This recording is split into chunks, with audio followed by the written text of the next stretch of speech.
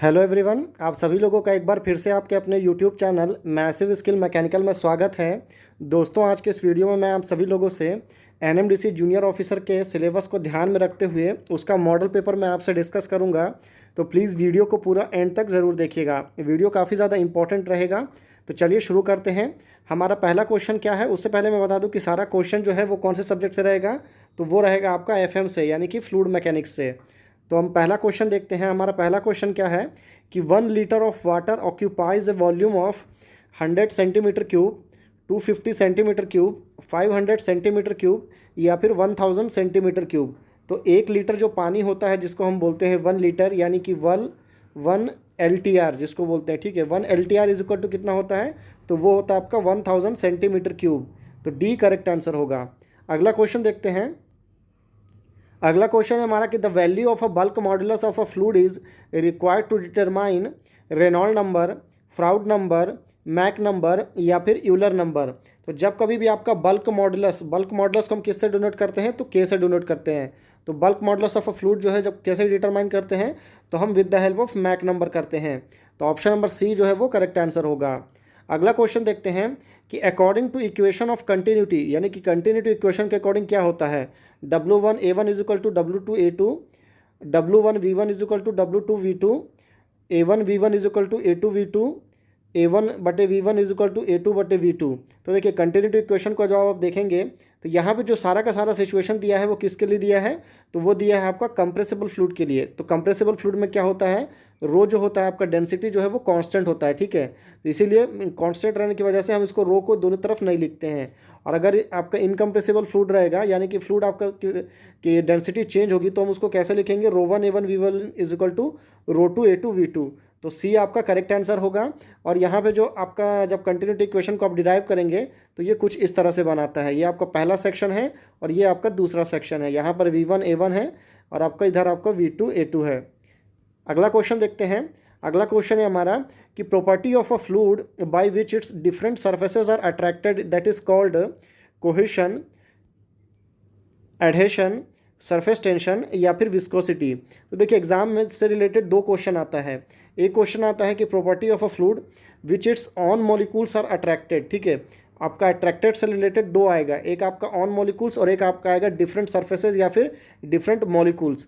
तो जब आपका ऑन मॉलिक्यूल्स आएगा तो वो आपका कहलाएगा एडिशन, ठीक है। और जब कभी भी आपका डिफरेंट मॉलिक्यूल्स आएगा तो आपका क्वेश्चन में। अगला क्वेश्चन देखते हैं कि the maximum efficiency of a transmission through a pipe is 50%, 56.7%, 66.67% या फिर 78.312%। तो मैक्सिमम इफिशिएंसी जो आपका ट्रांसमिशन, जब कभी भी आपका पाइप से ट्रांसमिशन करेंगे तो उस समय जो आपका इफिशिएंसी, मैक्सिमम इफिशिएंसी कब होता है, तो वो होता है 66.67% में। तो ऑप्शन नंबर डी जो है, सी जो है वो करेक्ट आंसर होगा, 66.67। अगला क्वेश्चन देखते हैं कि the continuity equation is connected with viscous या unviscous fluid, compressibility of fluids, conservation of mass या फिर स्टेडी या अनस्टेडी फ्लो। तो कंटिन्यूटी इक्वेशन हम पहले डिस्कस कर चुके हैं इसके बारे में, क्या होता है, तो A1V1 is equal to A2V2, ठीक है। तो ये आपका कंटिन्यूटी इक्वेशन है और ये किससे कनेक्ट करता है, तो ये करता है आपका कंजर्वेशन ऑफ मास से। तो ऑप्शन नंबर सी जो है वो करेक्ट आंसर होगा। अगला क्वेश्चन देखते हैं। अगला क्वेश्चन है हमारा कि manometer is use to measure high pressure, ठीक है। मैनोमीटर क्या मेजर करता है, हाई प्रेशर मेजर करता है, atmospheric pressure, very low pressure या फिर different of pressure between 2 points. तो मैनोमीटर जो है वो बेसिकली क्या करता है, तो मैनोमीटर की मदद से हम हाई प्रेशर को मेज़र करते हैं। तो ए करेक्ट आंसर होगा। यहाँ पर आया आपका एटमॉस्फेरिक प्रेशर। तो एटमॉस्फेरिक प्रेशर किससे नापते हैं, तो वो हम नापते हैं आपका बैरोमीटर से। किससे, बैरोमीटर से। उसके बाद में आपका एक और आता है वेरी लो प्रेशर। तो वेरी लो प्रेशर जो है वो नापते हैं हम किससे, तो वो नापते हैं हम पीजोमीटर से, ठीक है। ये सारा क्वेश्चन एग्जाम में आता है, उसको ध्यान रखिएगा। उसके बाद आता है difference of pressure between 2 points. तो ये आता है आपका डिफरेंशियल मैनोमीटर से। वो भी मैनोमीटर रहता है पर आपका डिफरेंशियल रहता है। तो आई होप आप सारा ऑप्शन क्लियर रहेगा आपको। अगला क्वेश्चन देखते हैं कि the coefficient of discharge for an external mouthpiece is 0.375, 0.5, 0.707 या फिर 0.855। तो सबसे पहले आपको पता होना चाहिए कि माउथपीस किसको बोलते हैं। तो जब कभी भी किसी सेक्शन या कंटेनर में आपका फ्लूइड भरा हो, ठीक है। और उसको डिस्चार्ज को बढ़ाने के लिए, डिस्चार्ज को किससे, क्यू से डोनेट करते हैं। जब कभी भी आपको डिस्चार्ज को राइज करना हो तो उसके लिए हम एक्सटर्नल अलग से कोई पीस, मेटल का पीस आगे की तरफ लगाते हैं, और वो क्या कहलाता है, तो वो आपका माउथ पीस कहलाता है। ठीक है, माउथ पीस क्या काम करता है, तो माउथ पीस आपका डिस्चार्ज को बढ़ाता है और वो बाहर की तरफ, अगर ये माउथ पीस जो है ये क्या होता है, तो ये आपका जो यहाँ पर आपका डायमीटर है, उस डायमीटर से आपका 3 से 4 गुना उसका लेंथ होता है। और जब ये बाहर की तरफ होता है तो एक्सटर्नल माउथ पीस कहलाता है, और जब यही जो है वो आपका अंदर की तरफ रहेगा तो वो आपका इंटरनल माउथ पीस कहलाएगा। तो कोफिशिएंट ऑफ डिस्चार्ज यानी कि जो CD की वैल्यू होती है वो ऑलमोस्ट कितनी होती है, नॉर्मली आपका 0.95 के आसपास होती है। ठीक है, पर यहाँ पर जो आपका वैल्यू दिया एक्सटर्नल माउथपीस के केस में वो 0.855 है। तो option number D correct answer होगा। अगला क्वेश्चन देखते हैं कि if a body floating in a liquid returns back to its original position when given a small angular displacement, the body is said to be in neutral equilibrium, stable equilibrium, unstable equilibrium, या फिर none of this. तो देखिए, जब कभी भी कोई body आपका float कर रहा है, फ्लोट करना मतलब क्या होता है, तैर रहा है।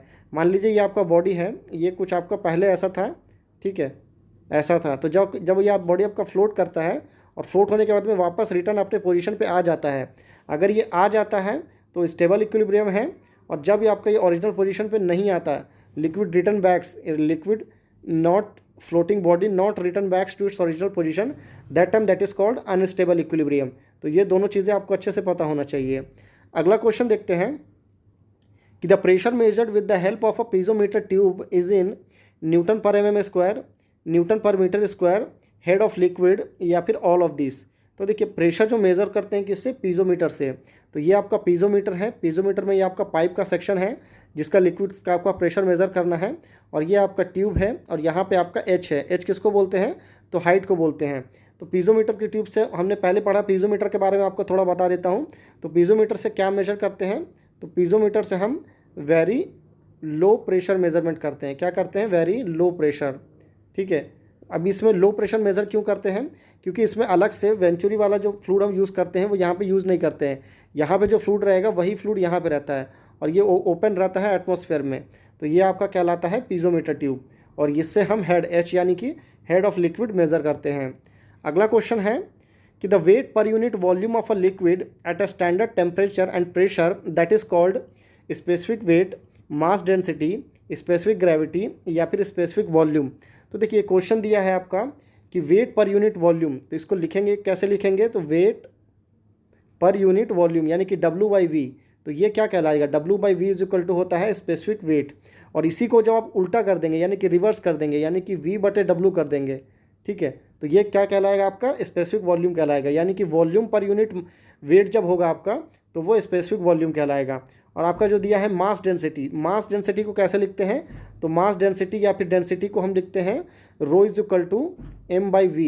ठीक है, मास बटे वॉल्यूम, रो बटे m/v। और स्पेसिफिक ग्रेविटी जो है आपका क्या कहलाता है, तो वो कहलाता है आपका gravity at a fluid and eight a standard temperature. एक आपका फ्लूइड के लिए टेम्परेचर लेते हैं, उसके बाद में आपका STP standard temperature and pressure पे किसी स्टैंडर्ड लिक्विड के लिए लेते हैं। तो इस क्वेश्चन का वेट पर यूनिट वॉल्यूम जो है वो आपका स्पेसिफिक वेट कहलाएगा। ये सारे के सारी जो है बेसिक आपका फ्लूइड मैकेनिक्स की प्रॉपर्टी है। अगला क्वेश्चन देखते हैं कि the velocity corresponding to Reynold number of 2800 is called subsonic velocity, supersonic velocity, lower critical velocity, या फिर हाइयर क्रिटिकल वेलोसिटी। तो देखिए, रेनॉल्ड नंबर आपका क्या दिया है, 2800। दो वैल्यू देता है रेनॉल्ड नंबर की, एक देता है आपका 2000 और दूसरा देता है 2800। तो जब कभी भी आपका 2000 देगा तो क्या कहलाएगा, लोअर क्रिटिकल वेलोसिटी, और जब आपका 2800 देगा तो आपका कहलाएगा हाइयर क्रिटिकल वेलोसिटी। सबसोनिक और आपका सबसोनिक, सुपरसोनिक, ये वाला आपका सोनिक वेलोसिटी में आता है मैक नंबर के साथ। जब आपको इसको डिनोट करेंगे तो क्या होगा, जब लेस देन आपका 1 रहने से सबसोनिक होता है, 1 रहने से क्या होगा, आपका सोनिक होता है, और ग्रेटर देन 1 रहने से या फिर 1 to 6 के बीच में रहेगा। ठीक है, तो क्या कहलाएगा, 1 to 6 में आपका वो कहलाएगा सुपरसोनिक। और एक आता है आपका हाइपरसोनिक के लिए। तो हाइपरसोनिक का क्या होता है, सुपरसोनिक का 1 to 6 है, और हाइपरसोनिक आपका ग्रेटर देन 6। ये सारा आपका मैक नंबर के केस में दिया है। वैसे आपका ये सारा चीज़ें कहलाएगा। Lower critical velocity 2000, higher critical velocity 2800। हमारे क्वेश्चन का right answer supersonic velocity in the case of Mach number between 1 to 6, subsonic less than 1।